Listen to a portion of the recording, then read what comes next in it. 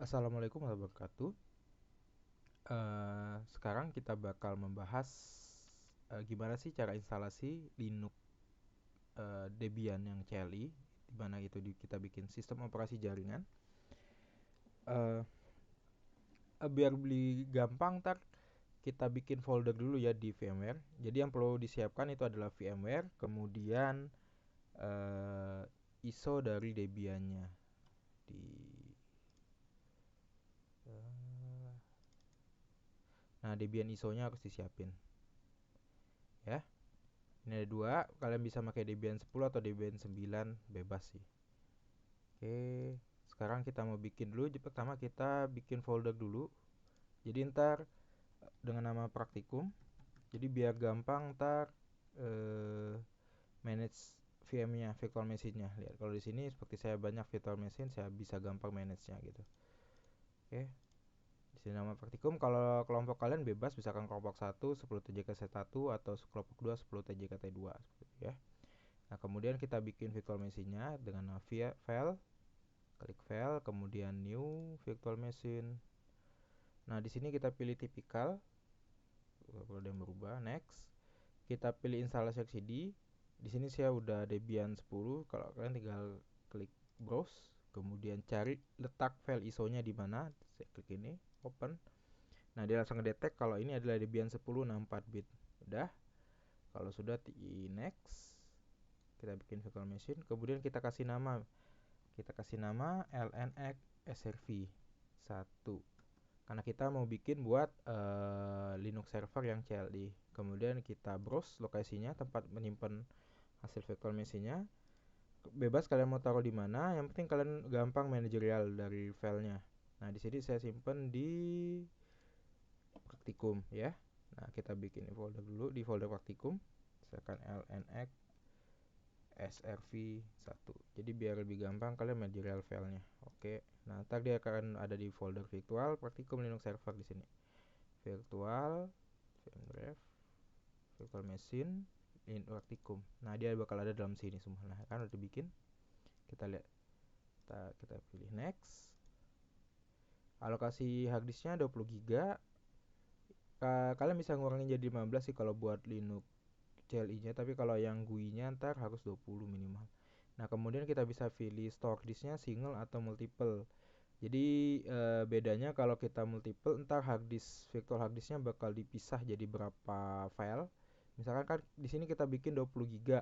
Nah, kalau kita bikin multiple dia bakal dipecah-pecah. Jadi kalau kita bisa mindahinnya bakal lebih gampang karena ukurannya nggak 20 GB langsung. Nah, kalau single udah pasti fix 20 GB. Sehingga kalau kita pengen mindahin ya kalau nggak punya flash disk lebih dari 20 GB ya nggak bakal bisa kita mindahinnya. Nah, di sini saya kasih lihat, saya pilih yang single, kemudian saya next. Nah, kemudian klik customize hardware. Nah, di sini ada pengaturan RAM. Eh, Caranya kalian ini memori ya, kalian klik aja di sini. Misalkan klik 1 GB. Nah, itu dia 4 GB. Nah, 496. Nah, di sini yang kita butuhkan tuh 2 GB. Sebenarnya bisa yang server bisa 1 GB, gak ada masalah. Tapi yang GUI harus 2 GB. Nah, kalau di sini saya slash 2 GB. Gini, alokasinya seperti ini. Misalkan kalau kalian lihat, ntar ya. Task manager. Nah, di sini saya mempunyai RAM itu nih, masih RAM saya. Nih RAM saya 23 GB, 24 GB. Nah, 24 GB.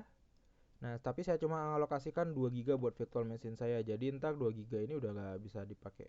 Istilahnya masih bisa dipakai dari sistem utama, tapi ntar bakal rebutan dengan virtual machine-nya. Ada major ya. Seperti itu. Nah, di sini saya alokasikan 2 GB dari 24 GB RAM di komputer saya.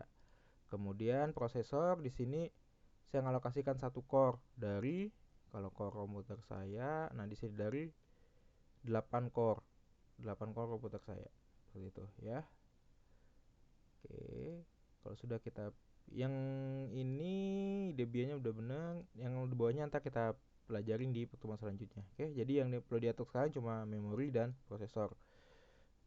Ya, ada baiknya sebelum kalian instalasi, kalian lihat dulu spesifikasi komputer kalian. Caranya dengan buka Task Manager, Ctrl Alt Delete, kemudian dicari bagian nih performs.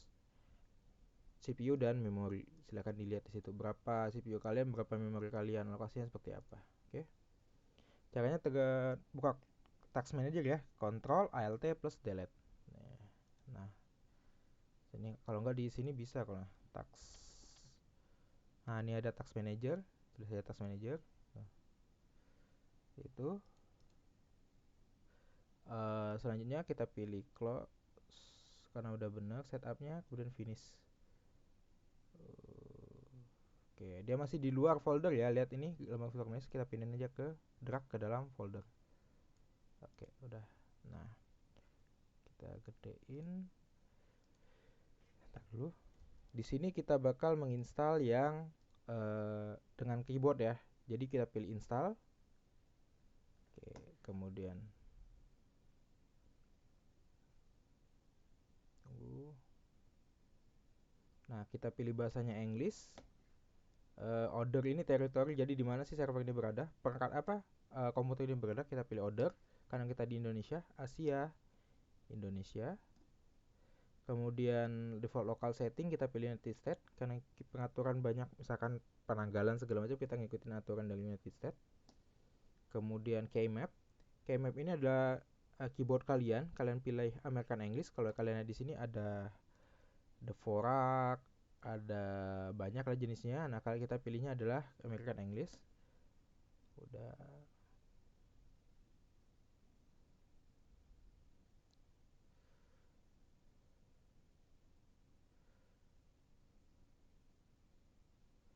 Kita tunggu sebentar. Ini misalkan kalian udah ngeklik di dalam VM, kemudian kalian pengen mouse-nya kok hilang, gimana caranya? Kalian tekan Ctrl Alt. Nah, dia keluar nih mouse-nya. Masuk. Nih kalau saya klik lagi di layar, hilang. Karena dia udah fokus ke VM-nya. Kalau kalian Ctrl Alt seperti itu. Sebentar.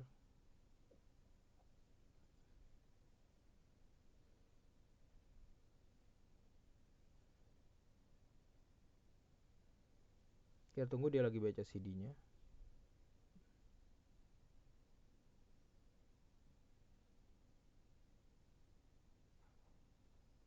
Nah, di sini hostname kita pilih namanya Debian saja, nggak masalah.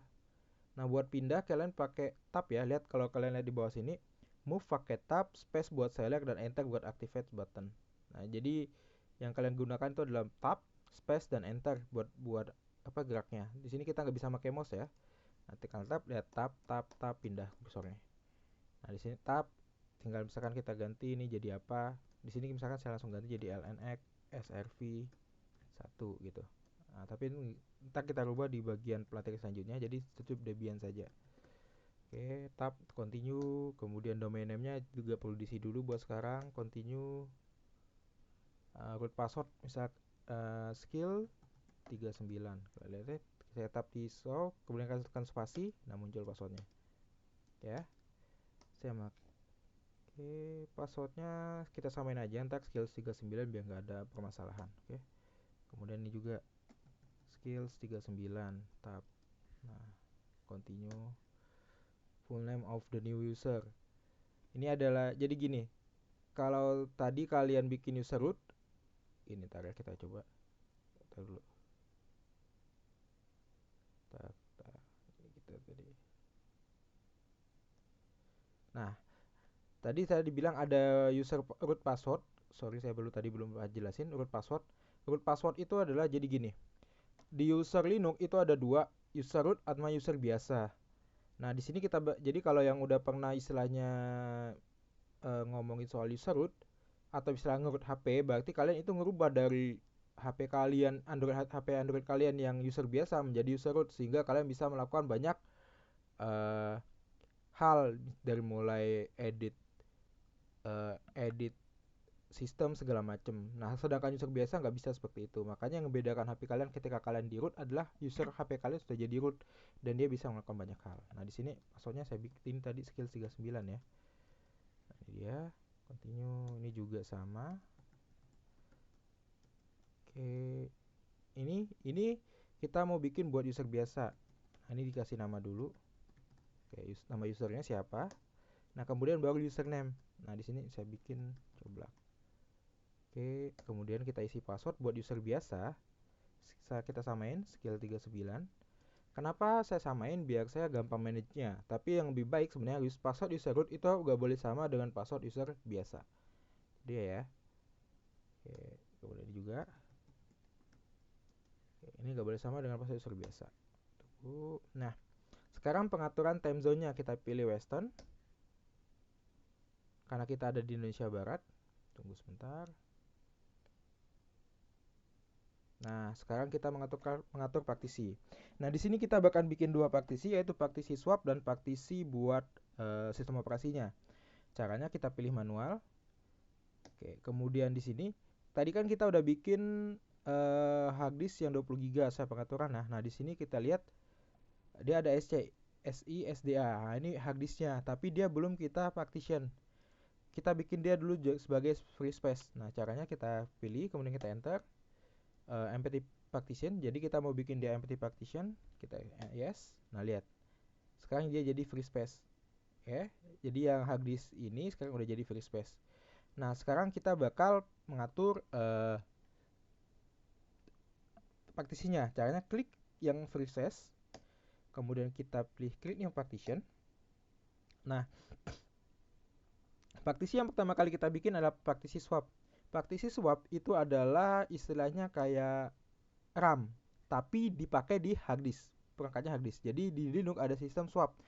Jadi data-data yang mau diolah di prosesor itu kan harusnya dari hard disk ke RAM, ke L1, L2, L3, L2, L1 baru ke prosesor. Nah, di sini di sistem operasi Linux dia itu udah nyediain datanya itu dari hard disk masuk ke swap dulu, partisi swap dulu, baru ke memori. Bisa saja dari hard disk langsung ke memori kalau memorinya nggak penuh.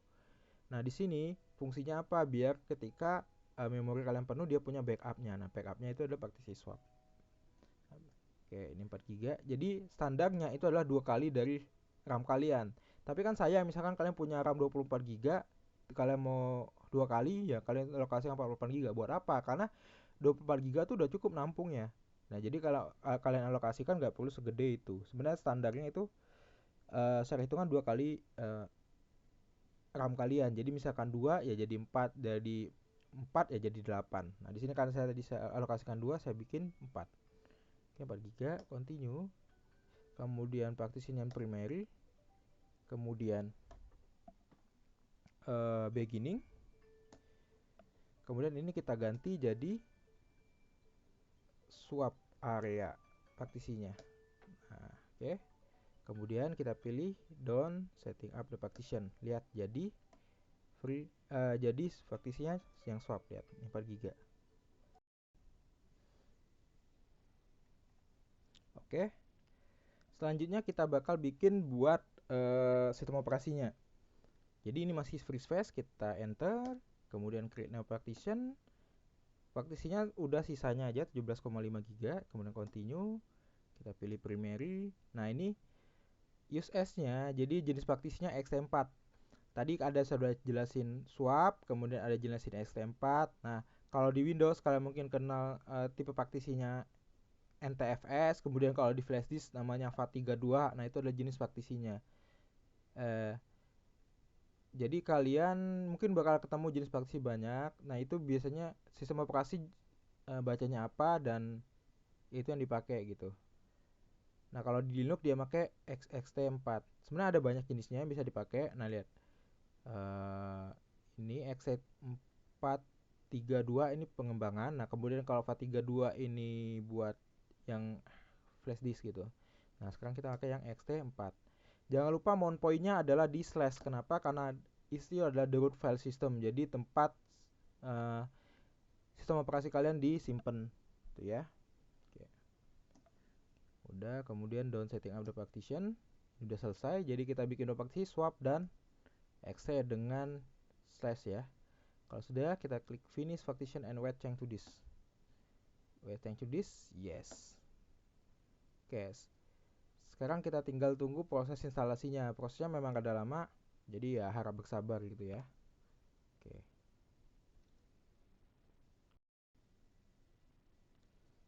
Nah, ketika muncul partition security, kita pilih no.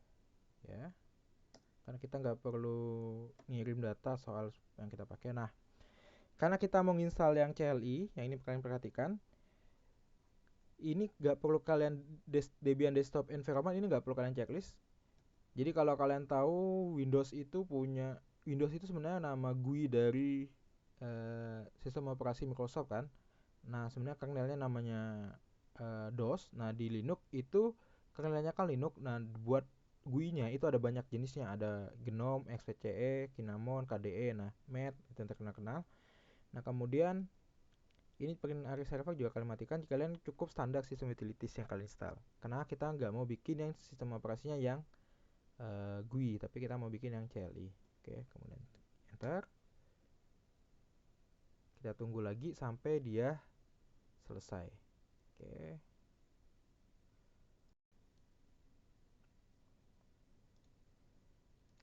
Nah, ketika muncul group loader kita pilih yes.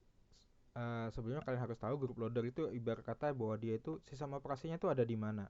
Nah, itu pakai group loader. Jadi kalau kalian pernah melihat ada misalkan kalian di lab kalian Windows kalian nyalain tiba-tiba ada pilihan mau sistem operasinya apa. Nah, itu adalah group loadernya dan itu biasanya dia nembak bahwa oke, boot master boot recordnya ada di mana gitu. Kalau kalian di sini ada dia master boot recordnya ada di mana. Jadi misalkan kalian nembak yang Windows, oh master boot recordnya ada di partisi C, oh ada di partisi D gitu. Dia dibedain berdasarkan partisi. Jadi versi sistem operasinya mau dijalankan dari yang mana gitu. Nah, kita pilih yes, kemudian kita pilih DF SDA 2. Tempat tadi kita install yang sistem operasinya. Oke. Kita tunggu sebentar. Oke, dia minta restart, kita continue. Tunggu. Nah, lihat ini group loadernya ada Debian dan Advent. Kita pilih yang Debian.